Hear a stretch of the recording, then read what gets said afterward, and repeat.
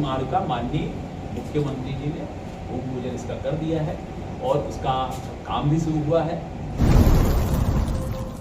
रीवा जिले के मऊगंज विधानसभा से भाजपा विधायक प्रदीप पटेल के द्वारा निज निवास पर आज सुबह 11 बजे पत्रकार वार्ता का आयोजन किया गया, जिसमें मऊगंज विधायक प्रदीप पटेल ने कहा कि प्रधानमंत्री दुनिया के सामने भारत देश का नाम रोशन कर रहे हैं।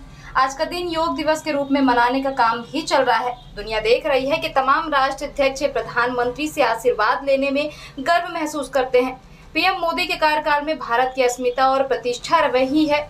मध्य प्रदेश के मुख्यमंत्री शिवराज सिंह चौहान को लेकर भी भाजपा विधायक प्रदीप पटेल के द्वारा कई बातें बताई गई।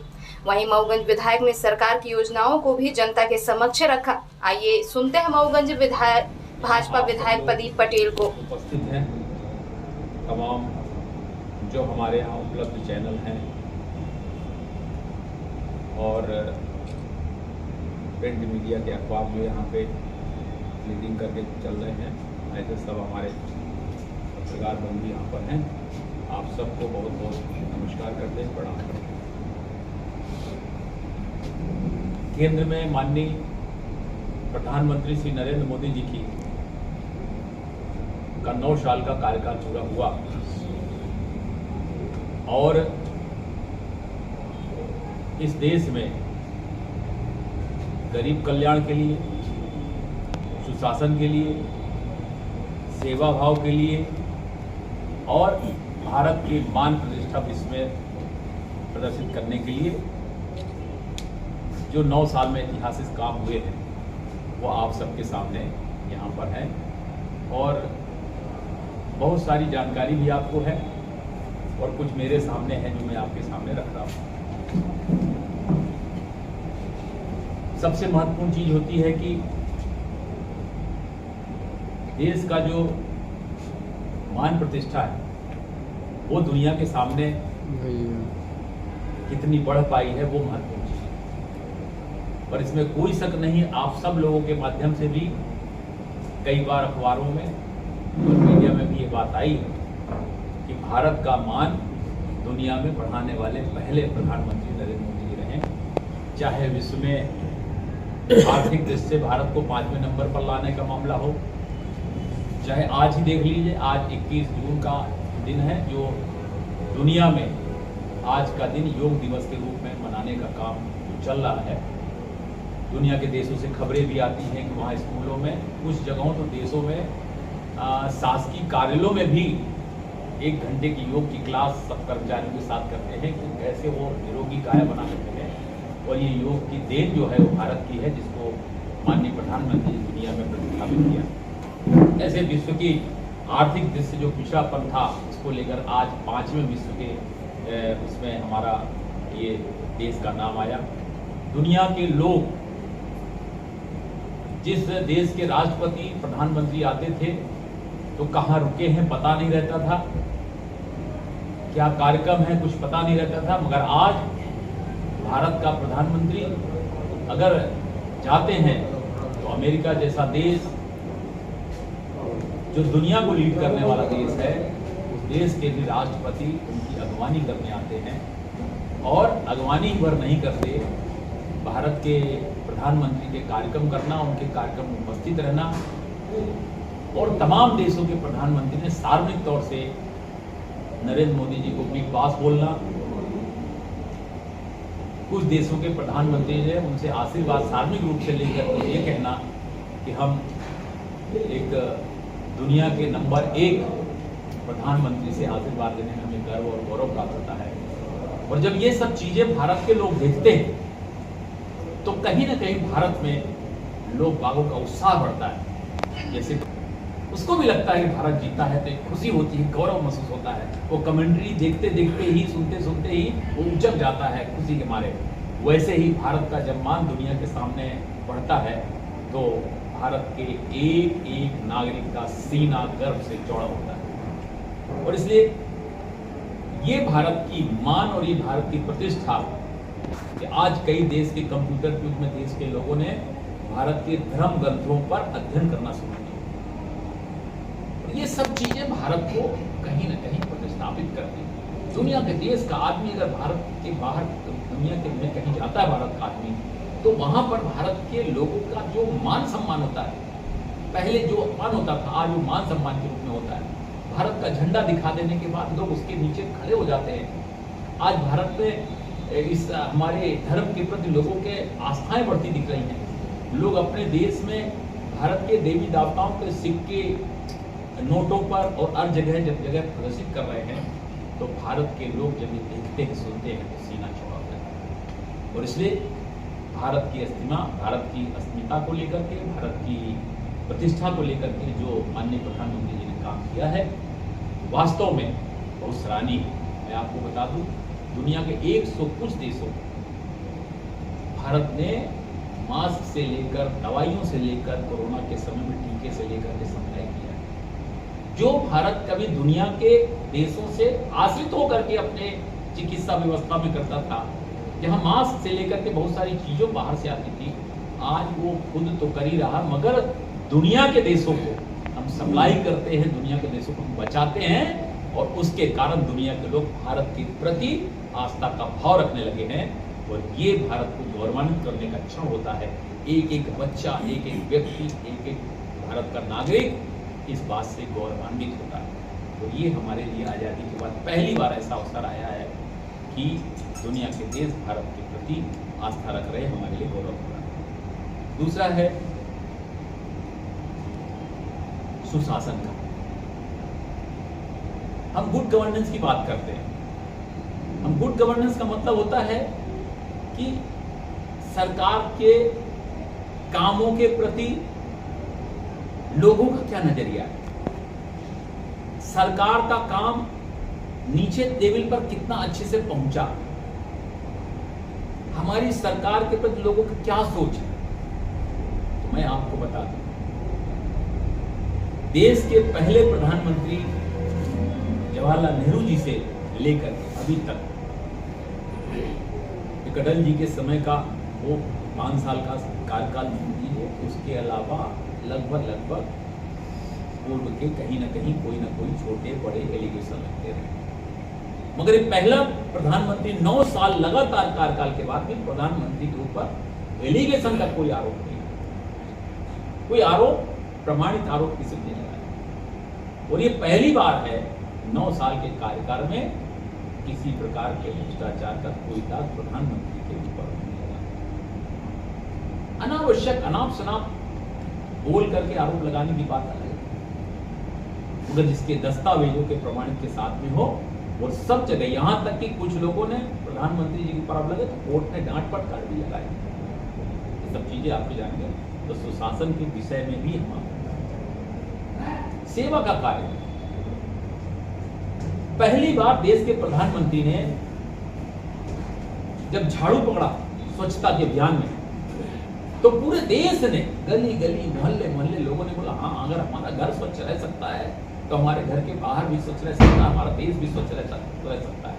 और लोगों ने जो शुरू किया, क्या फिल्म इंडस्ट्री के लोग, क्या उद्योगपति से लेकर के, क्या सामान्य नागरिक से लेकर के, गरीब से लेकर के, सब लोगों ने पूरे देश में, गांव में स्वच्छता में ऐसा अभियान चलाया कि सेवा का भाव बन गया। आज हम जाते हैं रेलवे स्टेशनों पर तो नाक में उंगली रखना पड़ता था, रुमाल रखना पड़ता था। आज रेलवे स्टेशन में जाइए, सब जगह जाइए तो स्वच्छता का वातावरण बना। और इसलिए मैं आपसे कहता हूं कि काम करने में कोई कमियां निकलती हैं, मगर जो उन्होंने व्यापक दायरे में सेवा का भाव बनाया, ऐसे अलग अलग कामों में आपने देखा कोरोना के समय एक एक नागरिक निकल गया है, पड़ोस में काम करने वाले सबको भोजन देना, गल्ला देना, ये सब करना, ये प्रधानमंत्री जी का आह्वान है। ये पहले भारत के प्रधानमंत्री जिन्होंने ऑफिशियल कर्फ्यू ना लगा के जनता कर्फ्यू का काम किया। और आपने देखा कोरोना के समय एक उनके आह्वान पर अनऑफिशियल रूप से लोगों ने दिन भर के लिए सड़क से बाहर निकले और उन्होंने कहा, इस काम में जो सेवा के लोग लगे हैं पूरे देश भर में, चाहे पुलिस के लोग हैं, डॉक्टर के लोग हैं, कोई भी है जो सेवा काम करता, उनको शाम को धन्यवाद करने के लिए लोगों ने शंख बजाया, घंटी बजाया, जिसके नेता ताली दिए। ये भाव, ये आह्वान इस बात को प्रदर्शित करता है कि प्रधानमंत्री श्री प्रधानमंत्री नरेंद्र मोदी जी पर लोगों की आस्था बनी है और उनके आह्वान पर लोक सेवा के काम में गरीब कल्याण की बात करते हैं। हम गरीब कल्याण की बात करते हैं, गरीबी हटाएंगे इस नारे को लेकर के लोगों ने खूब किया, मगर देश में प्रधानमंत्री जी भारतीय जनता पार्टी के शासन का जो मूल संकल्पना है वो है अंत्योदय की संकल्पना।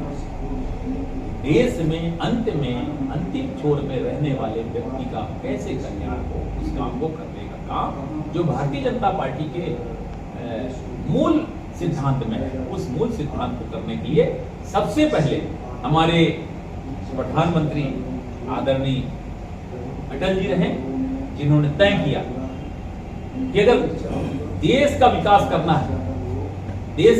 करना है तो वहां पर सबसे पहले गांव का विकास है, क्योंकि अंतिम छोर का व्यक्ति गांव में रहता है और इसलिए गांव में रहने वाले व्यक्ति को पहले सुविधाएं देने का काम करना है, तब अंत्योदय का विकास होगा। तब हम अंत्योदय की बात करते हैं और इसलिए अंत में रहने वाले व्यक्ति को, गांव में रहने वाले व्यक्ति को विकास करने के लिए सबसे पहले भारत के प्रधानमंत्री हमारे अटल बिहारी जी थे, उन्होंने गांव में सड़क देने का काम, हमारे गांव में किसानों को क्रेडिट कार्ड देने का काम, पहली बार बैंक से क्रेडिट कार्ड मिलने का काम, नहीं तो व्यापारियों को घर में पा सकते। और इस तरह वहां से शुरू हुई जो अभियान, और उस अभियान को माननीय प्रधानमंत्री नरेंद्र मोदी जी ने शुरू किया और उस संकल्पना को, अंत्योदय की संकल्पना को पूरा करने के लिए गरीब के कल्याण का उन्होंने अभियान चलाया और अभियान में एक गरीब का सबसे पहले उन्होंने खाता खुलवाया। ये बड़ा चैलेंजेबल काम था।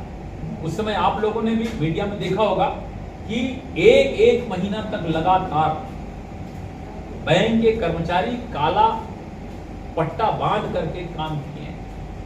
पहले उन्होंने एक दिन बंदी की कि साहब ऐसे खाता खुलेगा बिना पैसे के, जीरो अमाउंट पर खाता खोलना और करोड़ों की तादाद में खाता खोलना कैसे संभव है। मगर प्रधानमंत्री जी का आह्वान और सभी लोगों से बातचीत, सभी बैंक के लीडिंग लोगों से बातचीत करने के बाद एक महीना तक लगातार खाता खोलने का काम किया। जिसने कभी जीवन में बैंक के दर्शन नहीं किए, बैंक में पैसा कैसे जमा होता है, कैसे निकलता नहीं देखे, उनके सबके जीरो अमाउंट पर खाता खुलवाना और वो जनधन का खाता जो खुला, वो खाता कई करोड़ों के देश के गरीब जनता का खुला। लोग बोले, विपक्ष के लोग बोलते थे खाता क्यों खुल रहा, खाता खुलवाने से क्या मतलब। मगर जब खाता खुला और प्रधानमंत्री मोदी जी ने बोला कि अब इस देश में गरीब के कल्याण के लिए जो भी योजनाएं चलेगी वो सीधे बैंक के खातों में डलेंगी वो अमाउंट, और प्रधानमंत्री ग्रामीण आवास योजना का जो पैसा था वो सीधे खाते में आया। लोग खातों में पैसा आ रहा, बीच में बिचौलिया खत्म। लोगों ने आश्चर्य किया कि ये क्या हो रहा है।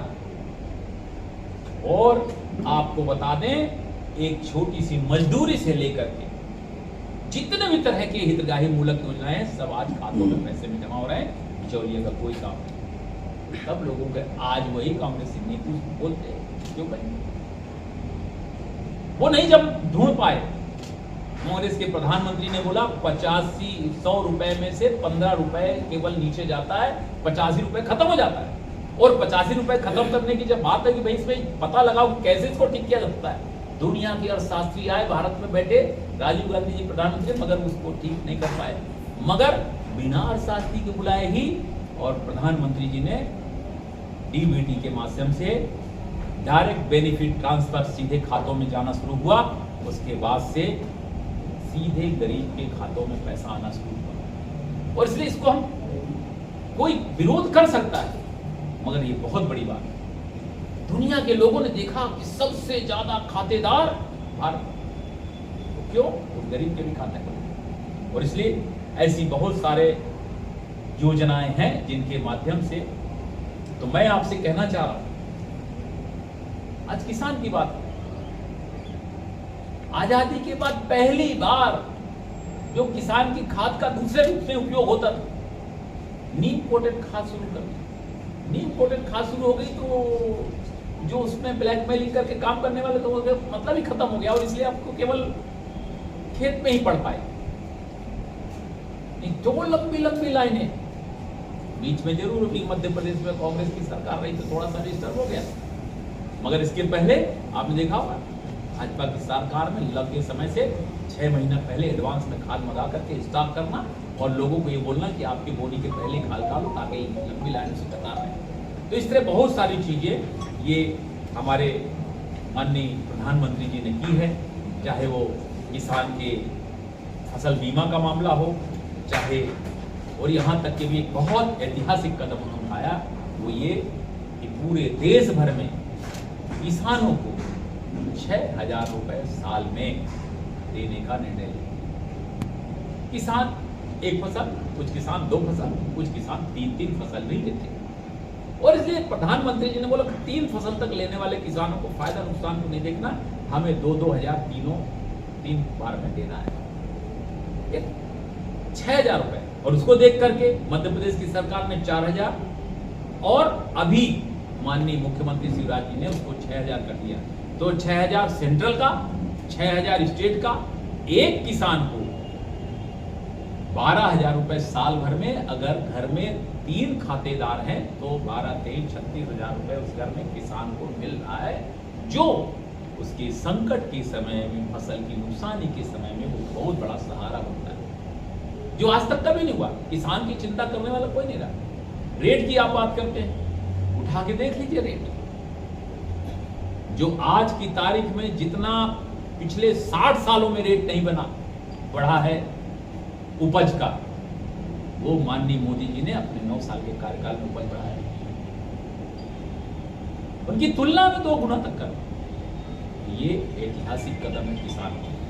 तो मेरा सिर्फ ये कहना है कि भारत में किसानों के लिए जो योजनाएं शुरू हुई, पिछले 3 वर्षों में 2,41,000 करोड़ रुपए से अधिक की राशि किसानों के खातों में जमा हुई। 2,41,000 करोड़ रुपए बहुत बड़ा अमाउंट होता है। किसानों को 0% ब्याज दर पर कर्जा देने का काम मध्य प्रदेश की सरकार ने किया था। मैं आपको बता दूं कि आप लोग भी जानते होंगे कि पिछले 15 सालों में जब से मुख्यमंत्री शिवराज सिंह चौहान ने ब्याज में 0% ब्याज पर, यहाँ तक कि -10% ब्याज पर पैसा देना शुरू किया, एक भी किसान कर्जदार नहीं होने पाया। सबको लगता था कर्जा लो, पटा दो, ब्याज तो लगना नहीं, और अगर नहीं पटाएंगे तो ब्याज लगेगा। सब लेते थे, पटा देते थे, लेते थे, पटाते थे, कोई किसान के सर पे कर्जा सर में नहीं चढ़ता। मगर ये झूठ परेड की सरकार 15 महीने में आई और उन्होंने बोला कि किसानों का कर्जा माफ। किसानों ने बोला अब तो माफ, तो जमा करना नहीं, और जमा किया नहीं तो ब्याज बढ़ गया। ब्याज बढ़ गया तो किसान रोने लगा, किसान बर्बाद होने लगा। जितनी मूलधन नहीं उससे 4 गुना ब्याज। मैं अभी तो माननीय मुख्यमंत्री जी ने वचन दिया कि एक गड़बड़ सरकार, कांग्रेस सरकार के कारण तुम्हारे किसानों के सर पर कर्जा बढ़ा है, मैं उसका ब्याज माफ कर दूंगा। माननीय मुख्यमंत्री जी ने बड़े दिल से ब्याज की माफी की, और मैं आपको बता दूं कि लगभग हमारे इसमें 6,423 करोड़ किसानों के खातों में ब्याज माफ का पैसा, फसल योजना का, किसान कल्याण योजना का पैसा जमा हुआ। मैंने ब्याज माफी का प्रमाण पत्र बांटा, मैं आश्चर्यचकित रह गया। एक किसान 6,000 कुछ रुपए उसका कर्जा था और ब्याज हो गई थी उसकी 26,000 28,000 ब्याज में। मैंने बोला पहले सरकार रही, ब्याज लगता नहीं था, हम लोग लेते थे, टाइम दे देते थे, इन्हें कर्जा माफी के चक्कर में हम बैंक बजा नहीं किए ब्याज। तो जो किसान अपने पैरों पर खड़ा हो गया था, उसको आपने कर्ज के तले में दबाने जैसा बात किया है, वो तो धन्य है कि माननीय हमारे शिवराज सिंह चौहान जिन्होंने ब्याज माफी की योजना चला करके, और पुराने से पुराने ब्याज, नहीं पहले पूरे दिग्विजय सिंह के समय के, उसके और पहले के, उसके बाद के, किसी की भी सरकार रही हो, इस समय के जो भी ब्याज थे उसके सिर्फ और सिर्फ ऋण में ब्याज की माफी का चला करके, और ब्याज बढ़ते ब्याज से उन्होंने मुक्ति। 1,000 5,000 3,000 का 25,000 हो गया तब 1,000 किसान को नाम जमा कर लें, कोई दिक्कत नहीं। और इसलिए ये बहुत बड़ा काम हमारे यहाँ पर हुआ। मैं सबसे आप विशेष बात आपको बताता हूँ, मध्य प्रदेश में तो आपको मालूम है 7 बार कृषि कर्मण पुरस्कार मिला, मगर एक बहुत विशेष बात मैं आपको बताता हूँ कि कृषि विकास दर 3% रही मध्य प्रदेश में।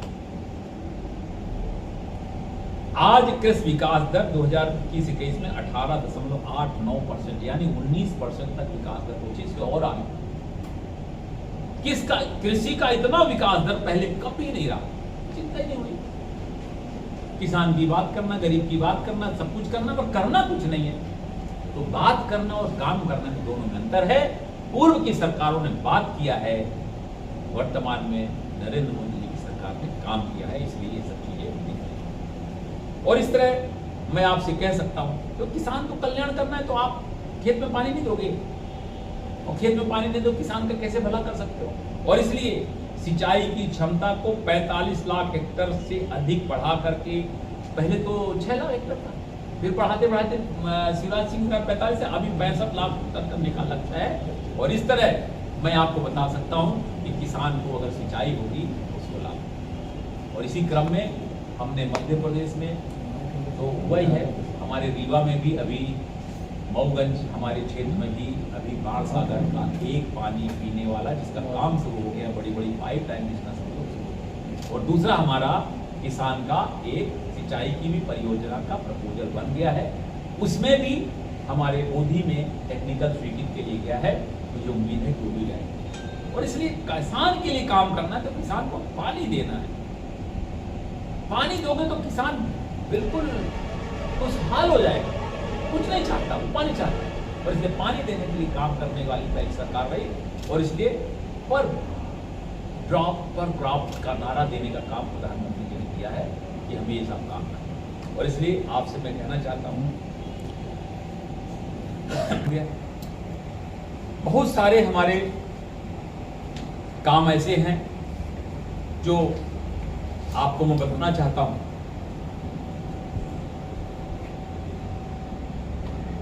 जो तालाब बनने का काम, पुराने जमाने में आपने देखा पानी का स्रोत होता था, तालाब भर जाता था, धीरे धीरे धीरे धीरे धीरे धीरे वो नीचे सूखता था और वाटर लेवल बना था।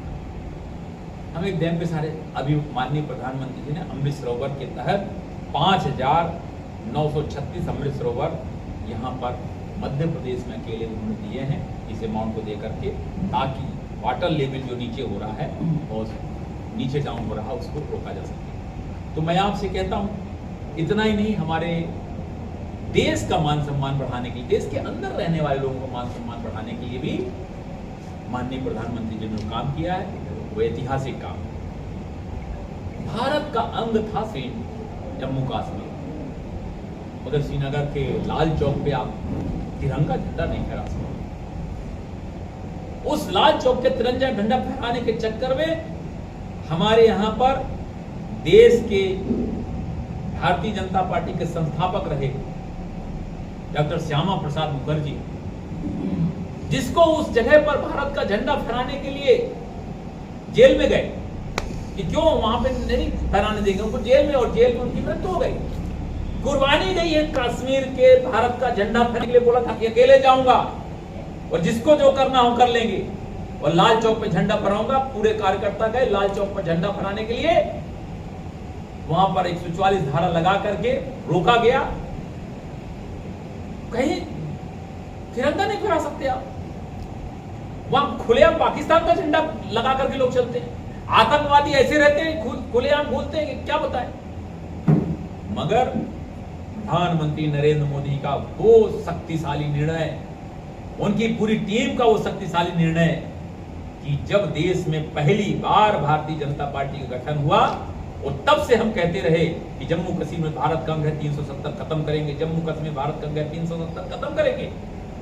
सरकार पूर्ण बहुमत की बनी, तो जो हमने वादा किया था वो 370 खत्म किया। आज उसी जम्मू कश्मीर के लाल चौक में भारत का झंडा फहराया जाता है, और दूसरी पार्टी के नेता भी जाते हैं, कहते हैं हम भारत का झंडा फहरा रहे हैं। पहले कभी नहीं गए। एक भी उदाहरण बता दिए इस देश के कांग्रेस पार्टी का जब उन्होंने बोला हो कि लाल चौक में कश्मीर में भारत का झंडा फहराएंगे, एक उदाहरण नहीं। और इसलिए हमारे देश के अंदर रहने वाले लोगों का गौरव करने का काम किया उन्होंने। इस देश में बहुत सारी प्रथाएं थी जो समाज के लिए नुकसानदायक थी, जैसे सती प्रथा हमारे हिंदू समाज की ऐसी थी जिसको खत्म करने के लिए लोगों ने काम किया। ऐसे बहुत सारी प्रथाएं थी जिसको हमारे समाज ने चाहा, छुआछूत, जातिवाद, सती प्रथा, ऐसे बहुत सारी थी जिस कुरीतियों को भारत के नागरिकों ने खत्म करने का काम किया, साहस किया। और जब देश आजाद हुआ तो इस को हमने भारत के संविधान में स्वीकार किया। आज कोई शक नहीं, मगर किसी धर्म में अगर कुरीति है, वहां की महिलाएं प्रताड़ित है, तो क्यों भारत में रहने वाले उन महिलाओं को उन कुरीतियों से मुक्ति नहीं मिलनी चाहिए? और इससे ट्रिपल तलाक ये है उन महिलाओं के साथ बहुत बड़ा दाग था और भारतीय जनता पार्टी ने तय किया हमारी सरकार में करेंगे और उन्हें खत्म किया। आज लाखों लाख महिलाएं खुश हैं कि अब हमारी ब्याह होगी, शादी होगी तो कहीं भी अगर होगा तो कोई हमको तलाक दे करके निकाह के बाद तलाक नहीं हो पाएगा। और इसलिए अगर कहीं किसी भी धर्म में अगर कोई कुरीति है तो खत्म करने का वादा था तो उसको खत्म किया। राम मंदिर बनाना है, कभी नहीं बोले कि राम मंदिर बनाएंगे। भाजपा के लोग राम मंदिर के लिए यात्रा निकाली, तमाम लोग मारे गए, लाल कृष्ण आडवाणी जी के नेतृत्व में हुआ। नरेंद्र मोदी जी ने संकल्प लिया कि इसको अपने कार्यकाल में द्रुत गति से न्याय दिलाने का काम करेंगे और न्यायालय से निर्णय हुआ और सारी जमीन वहां की राम जन्मभूमि को मिली। आज भव्य राम मंदिर वहां पे बन रहा है। ये भारत के लिए गौरव की बात है। हमारा काशी जाना कठिन था लोगों को, एक छोटा सा वाहन नहीं जा सकता, रिक्शा नहीं जा सकता। आज वहां पे भव्य रूप से वहां पे हमारा काशी को बनाया गया। ऐसे देश की अलग अलग जगहों पर जो भारत के मान मर्दन को करने का काम करते थे उसको ठीक करने का काम किया। जार्ज पंचम की तस्वीर लगी है दिल्ली की जगह पर, वहां पे सुभाष चंद्र बोस की प्रतिमा लगा करके भारत के लिए काम करने वाले लोग, भारत के लिए मर मिटने वाले लोगों का गौरव करने का काम किया है तो भारत के प्रधानमंत्री नरेंद्र मोदी। और इसलिए मैं आपसे कह सकता हूं कि भारत को गौरव करने का, भारत को गरीब कल्याण का, भारत के सुशासन का और भारत में सेवा का जो संकल्प लेकर के 9 साल का बेहतरीन काम किया है माननीय प्रधानमंत्री जी ने, पूरी दुनिया सराहना करती है, पूरी देश सराहना करती है। देश का कोई भी व्यक्ति, आम नागरिक कहीं भी बुराई नहीं करता। ये मैं आप सब लोगों से कहना चाहता हूँ। आप सब लोगों को बहुत सारी जानकारियाँ भी हैं और हमारा इसमें एक और अपील है कि बहुत सारी योजनाओं की जानकारी हमारे 90-90-90-20-24 एक मिस कॉल है जिसमें भी आप डायल करके और पूरी योजनाओं की जानकारी, अभियान की जानकारी उसमें भी उपलब्ध कर सकती है। इसकी वेबसाइट भी है, तमाम सारी चीज़ें हैं वो आपको मालूम है। और मध्य प्रदेश में भी, भारत में खास तौर से मध्य प्रदेश में जो काम हुए हैं उसमें महिलाओं के साथ जो मध्य प्रदेश में 1000 में 922-23 महिलाओं का अवसर था वो आज बढ़ा है 956 के आसपास। तो केवल इसलिए बढ़ा है कि पहली बार आज़ादी के बाद कोई मुख्यमंत्री ऐसा हुआ है जिसने जन्म देने वाली बच्ची के कल्याण के लिए और जन्म देने वाली बच्ची के माँ के लिए भी उन्होंने योजनाएं चलाई हैं और उस योजनाओं से उस माँ को भी लाभान्वित किया। उसको छुट्टी देने से लेकर के, उसको दवाई से लेकर के, उसको टीका से लेकर के, उसको 16,000 रुपए देने से लेकर के, उसके लड्डू से लेकर के उसको सब करने का काम किया है। और योजना बना करके, गोद भराई योजना और ये सब चीजों को डाल करके उन्होंने कितने अच्छे तरीके से कि घर में संस्कार युक्त बने रहे और उनको लाभान्वित हो और पैदा होने बच्ची लाडली लक्ष्मी कहलाएगी और 1,18,000 रुपए उसकी पूरी पढ़ाई तक का खर्चा उस कार्ड से उसको मिलने लगेगा। ये काम किया। और अभी इस प्रदेश में तमाम लोग जिनके घर के आदमी बाहर मजदूरी करने जाते हैं, छोटी छोटी आवश्यकताओं में महिलाएं परेशान रहती हैं, कोई बीमार हो गई, गोली दवाई लेना 10-25 रुपए की, कहीं लड़के को पेन कापी पेंसिल खरीदना है, छोटी छोटी आवश्यकताओं के लोग परेशान रहती हैं, उसके लिए लाडली बहना योजना का शुरुआत की है। 1000 रुपए सबके खातों में जा चुके हैं। आने वाले समय में 250-250 रुपए करके बढ़ा करके अंतिम 3000 रुपए तक का वादा किया है। और आने वाले समय में इन महिलाओं के अंदर जो खुशी है, जो चेहरों में खुशी है, जो उनके आत्मनिर्भर होने का जो फन उनके अंदर जगह है, वो निश्चित तौर से हमारे माननीय प्रधानमंत्री जी, माननीय मुख्यमंत्री जी का ये सराहनीय काम है। और इस तरह मैं कह सकता हूँ कि देश में 9 साल सुशासन को लेकर जो माननीय प्रधानमंत्री जी ने हमारे किया है, अभियान चलाया है, वो बहुत सराहनीय है। हम थोड़ा सा हम अपने मऊगंज के लिए भी बात करना चाहते हैं। हमारे मऊगंज में भारतीय जनता पार्टी का मैं विधायक बना। इसके पहले आप लोगों ने मालूम एक बार भारतीय जनता पार्टी का सिर्फ एक बार विधायक बना था 80 में, जब जगदीश चंद्र जी थे। और उस समय उन्होंने एक डैम का निर्माण कराया था जो आज भी लोगों के सामने। उसके बाद कभी भाजपा की सरकार नहीं, भाजपा की सरकार बनी थे। जो इस प्रदेश, इस मऊगंज के लिए बहुत जरूरी थे, वो सबसे महत्वपूर्ण था उसमें मऊगंज का जिला बनना। और जिला बनना इसलिए जरूरी था कि पिपराही जड़पुर का आदमी अगर रीवा जाता है तो लगभग उसको 150 किलोमीटर जाना पड़ता है।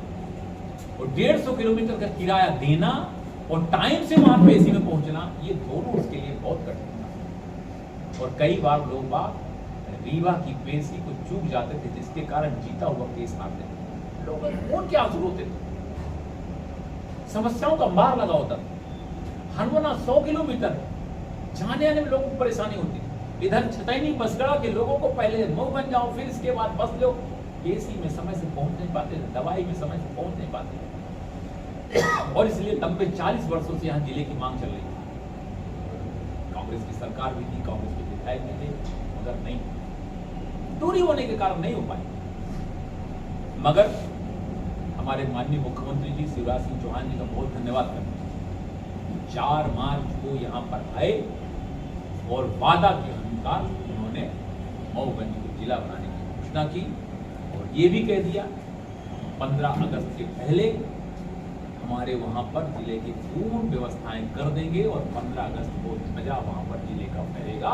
और पूर्ण व्यवस्थाओं के तहत आपने देखा होगा गजट का नोटिफिकेशन आ गया। 1 महीने के अंदर जो आपत्तियां थी उसके निराकरण हो गए, उसकी सुनवाई हो गई। सुनवाई होने के बाद वो पूरा फाइल चली गई है। वो बात पूरी प्रक्रिया जो उन्होंने बोला था अक्षर से कि प्रक्रियाओं को हम 15 अगस्त के पहले पूर्ण करेंगे, उसको पूर्ण करवाएंगे। ये छोटा काम नहीं। जब मॉनिटरिंग होती है तो रीवा के में बैठे हुए कलेक्टर को हनुमाना, मऊगंज और इन जंगल पहाड़ों में मॉनिटरिंग करने में दिक्कत है। कारण क्या है कि इधर आना है तो उधर छूट रहा, उधर करना है तो इधर छूट रहा। और इसलिए अगर यहाँ पर कलेक्टर बैठेंगे तो मॉनिटरिंग आप लोग भी बार बार पूछेंगे, आप लोग पूछेंगे तो उनको भी जाना आना होगा। तो आधा घंटा जाना, 1 घंटा जाना, आधा घंटा जाना, और सब आधे घंटे की दूरी के अंदर जिले का मैटर है। तो मऊगंज मुख्यालय बीच में है, इसके चारों तरफ जिला है, तो इसलिए यहाँ पर कलेक्टर का बैठना बहुत जरूरी था। मॉनिटरिंग भी हो सके, योजनाओं का सफल क्रियान्वयन भी हो सके और योजनाओं की नीचे लेवल तक अच्छे से पहुँच सके, इसके लिए जरूरी है। दूसरा, मऊगंज में जब अभी कोरोना था तो मैंने देखा कि लगभग 25,000 लोग यहाँ से बाहर पलायन करने गए। और इसलिए मैंने तय किया कि यहाँ पर इंडस्ट्रियल एरिया लगना चाहिए। मैंने माननीय मुख्यमंत्री से बात किया, मैंने कहा जमीनें खाली हो गई, इसकी नाप बुक करवा दीजिए और ट्रांसफर करा दीजिए। उन्होंने MSME को भी और इंडस्ट्री डिपार्टमेंट को भी, दोनों को लगभग 550 एकड़ जमीन यहाँ पर ट्रांसफर कर। ट्रांसफर ही नहीं बल्कि अभी 62 करोड़ 80 लाख रुपए दे करके इंडस्ट्रियल एरिया के डेवलपमेंट के लिए फंड दिया है, जिसमें रोडें, नालियां, पानी की टंकी, बड़े बड़े पावर हाउस, सब कुछ बनाना वहाँ, और ताकि इंडस्ट्री चलाने वाले को किसी प्रकार की कोई दिक्कत ना हो। ये सारा वहाँ पे काम शुरू हो रहा, पैसा सेंक्शन हो गया, सारी चीजें। तो जब हम इंडस्ट्रियल एरिया लगाएंगे तो दोनों मिलाकर के, छोटे बड़े मिलाकर के लगभग 150 के आसपास इंडस्ट्री लगेगी। छोटी इंडस्ट्री से लेकर बड़ी इंडस्ट्री तक। और अगर ये 150 इंडस्ट्री लगेंगी तो इन 150 इंडस्ट्रियों में लगभग 10 से 15 हजार लोगों को प्रत्यक्ष और अप्रत्यक्ष रोजगार मिलेगा। अगर ये प्रत्यक्ष और अप्रत्यक्ष रोजगार जो मिलेगा, उन रोजगारों से यहाँ पर उनकी तनख्वाह मिलेगी, यहीं पर खर्च होगा, यहाँ व्यापार में भी उठाव आएगा। अभी लोग सूरत में काम करते हैं, 15,000 रुपए पाए तो सूरत में 12,000 खत्म हो गया। तो सूरत में ही पैसा सूरत में ही खत्म हो गया, वहीं का किराना का व्यापारी, वहीं का सब कुछ। मगर यहाँ अगर मिलेगा तो 1,000-2,000 कम भी मिलेगा, तो मऊगंज में पैसा मिलेगा, तो यहाँ मऊगंज का व्यापार, मऊगंज की आर्थिक व्यवस्था भी में सुधार है। अभी 1,000 लाडली बहनों को मिला, तो आपको क्या लगता है 1,000 रुपए एक हफ्ते खाते में जमा हुए? लगभग यहाँ पर 50 से 55 हजार महिलाओं के खाते में 1,000 जमा हुआ। गुणा करिए, करोड़ों रुपए आ रहे हैं। और करोड़ों रुपए अगर यहाँ पे आएगा तो इनके खातों में तो खर्चा होगा। खर्चा होगा तो कहाँ खर्चा होगा? मऊगंज की हमारी आर्थिक व्यवस्था में सुधार होगा। और इसलिए इन आर्थिक व्यवस्था को सुधार करने के लिए सरकार के प्रयासों की सराहना करें। दूसरा, मऊगंज में एकमात्र कॉलेज है, हनुमाना में कॉलेज नहीं है। तो हनुमाना के 98 पंचायत, लगभग 200 गांवों के लोग मऊगंज पढ़ने आते हैं। अगर मऊगंज में एडमिशन नहीं मिला तो फिर प्राइवेट कॉलेज में एडमिशन, अगर गरीब है तो प्राइवेट में एडमिशन नहीं हुआ तो पढ़ तो लिया 12वीं तक, एडमिशन नहीं। और इसलिए मैंने माननीय मुख्यमंत्री से बोला एक हनुमाना में कॉलेज खुल जाए, ताकि हनुमाना के आसपास के लोगों को वहाँ पे सरकारी कॉलेज में कम पैसे में एडमिशन हो जाए। उन्होंने उसको किया। हनुमाना में ITI हो गया, हनुमाना में कॉलेज हो गया। हमारा चौरा घाट जो इलाहाबाद से हमको जोड़ेगा, उसका जो DPR है उसका संशोधन हो गया है। उसके DPR में 65 करोड़ रुपए उसमें स्वीकृत हो गए हैं। फाइनल डिपार्ट से फाइल आ गई है। माननीय मुख्यमंत्री जी ने घोषणा में भी उसको ले लिया। तो इसलिए वो हमारा एक चौरा घाट जैसे ही बन जाएगा तो इलाहाबाद से हम पूरा कनेक्ट हो जाएंगे। इस तरह आपको मैं रोडों की बात बताता हूँ। मऊगंज से अगर किसी को सीधी रोड पे जाना है तो हनुमाना बाजार जाओ। इसलिए मऊगंज से तहसील होते हुए सीधे घोघम 24 किलोमीटर का मार्ग 3 भागों में अलग अलग पुलिया का भी निर्माण, उस पार का आदमी इस पार नहीं आ सकता था, पुलिया जो बनी है। और इसको बढ़िया सीमेंट कंक्रीट से लेकर के डामर की फर्स्ट क्लास सड़क बनी है। अब किसी आदमी को अगर सिहावल वाली रोड पर पहुंचना है तो हाईवे में नहीं जाना और हनुमाना का बाजार नहीं क्रॉस करना, सीधे निकल जाना। इंडस्ट्रियल एरिया से लेकर के रोडों के इंफ्रास्ट्रक्चर से लेकर के हम जिलों से लेकर के बाणसागर के पानी से लेकर के आज यहाँ पर स्थिति इतनी खराब है कि बोर होता है 10 तो उसमें 2 बोर बड़ी मुश्किल से सक्सेस होते हैं, 6 बोर सूखे निकलते हैं। इतना पानी का लेवल नीचे चला गया कि त्राहि तरह मची है। और इसलिए मैं प्रधानमंत्री जी को बहुत बहुत धन्यवाद करूँगी, आकर के उन्होंने इसका भूमि पूजन किया और हमारे यहाँ लगभग 2,000 करोड़ की परियोजना की स्वीकृति मिली, जिसके कारण बाणसागर के पानी से अब यहाँ की प्यास बुझेगी। मुझे पूरा भरोसा कि 2 साल के अंदर ही काम पूरा हो जाएगा। 2 साल के बाद घर घर पानी, गांव में दूर दराज जहाँ पे बैठे सबको पानी की व्यवस्था होगी। ये तो पानी का ऐतिहासिक काम, पीने के लिए सबको मिलना, जिले बनाने का काम, हमारा उद्योग लगाने का काम, हनुमाना में कॉलेज होने का काम, हमारे जो रोडों का है, आपके मऊगंज में रिंग रोड की घोषणा, हनुमाना में बाईपास की घोषणा, इस तरह तमाम तरह के कामों के लिए मध्य प्रदेश सरकार ने मऊगंज को कई करोड़ों की सौगात, हजारों करोड़ की सौगात दी है। इसलिए माननीय मुख्यमंत्री जी का भी मैं धन्यवाद करता हूँ। माननीय प्रधानमंत्री जी के नेतृत्व में जो डबल इंजन की सरकार चली, जिसमें माननीय मुख्यमंत्री जी हमारे शिवराज जी हैं, तो प्रधानमंत्री जी के नेतृत्व में हम लोग फिर से अच्छे ढंग से जनता का विश्वास जीत करके आने वाले समय में फिर से सरकार बना रहे हैं। मैं माननीय प्रधानमंत्री जी का 9 साल पूरे होने पर उनको भी बधाई देता हूँ और पूरे देशवासियों को, पूरे अपने मऊगंज क्षेत्रवासियों को इसके लिए बहुत बहुत बधाई देता हूँ। PCC चीफ कमलनाथ बोल रहे हैं कल के बाद परसों भी आता है, क्या लगता है मध्य प्रदेश में आ रही है भाजपा की सरकार? भाजपा की सरकार आएगी, लिखा है। और उसको जो सुरक्षा, जो सड़क सुरक्षा होता है उसमें उसको ब्लैक स्पॉट के रूप में चिन्हित कर लिया गया है। और आपने देखा होगा अभी एक काम शुरू हो गया है मध्यमा का 6 लाइन वाला, ताकि नीचे से क्रॉसिंग हो जाए। तो जैसे ही आवागमन बढ़ता है तो धीरे धीरे उसका होता है, तो इसलिए उसको भी ब्लैक स्पॉट में चिन्हित कर। शहर के सेंटर पार्ट में बन गया है, जहाँ पर जाम की स्थिति रहती थी तो डिवाइडर बनने से क्या होता था कि डिवाइडर जब नहीं था तो उसी से लोग आते थे, उसी से जाते थे। अगर कोई गाड़ी बीच में खड़ा कर लेता था तो उसको आप हटा नहीं पाते थे, वो बोलता था कि साइड से निकले। मगर अब डिवाइडर बन गया है तो रोड में कोई खड़ा नहीं कर पा रहा। इसमें वन टाइम इन्वेस्टमेंट में NH से रोड स्वीकृत हो चुकी है। अब उसमें खंभे का ट्रांसफर होना है, तो खंभे में 1 करोड़ कुछ की लागत से खंभा ट्रांसफर होने की स्वीकृत हो गई है, उसकी टेंडर की प्रक्रिया है। तो जो रोड बनाने वाले उन्होंने कहा कि खंभा ट्रांसफर हो जाए तो फिर मैं इस रोड को काम शुरू कर दूँ। टेंडर हो तो चुका है। हाँ, खंभे का 1 करोड़ कुछ का स्वीकृत हो गया है। तो वो जैसे ही वो टेंडर जिसको मिलेगा तो खंभा शिफ्ट करें। खंभा शिफ्ट करना बहुत टाइम कंज्यूम काम नहीं है, मगर मैंने इसको सोचा कि इसको थोड़ा विधिवत रूप से करें ताकि हसर फसर ना हो। तो इसलिए खंभा शिफ्टिंग होने का काम पहले हो जाएगा। वो टेंडर 1 करोड़ कुछ का हो गया, वो मेरे एग्जैक्ट जानकारी मैं आपको दे दूँगा। और इसके बाद फिर जो वन टाइम इन्वेस्टमेंट वाला काम NH से उसकी रोड बनेगी। और फिर इसके बाद जो माननीय मुख्यमंत्री जी की घोषणा में है एक्सटेंशन का कार्य, एक्सटेंशन मतलब रोड को 4 लाइन बनाने का, उसका काम जब आ जाएगा तो फिर बाद में खंभा जब शिफ्ट हो जाएगा तो उसको भी करेंगे। इस तरह हमारे मऊगंज शहर जैसे जैसे बढ़ेगा डेवलपमेंट होता है।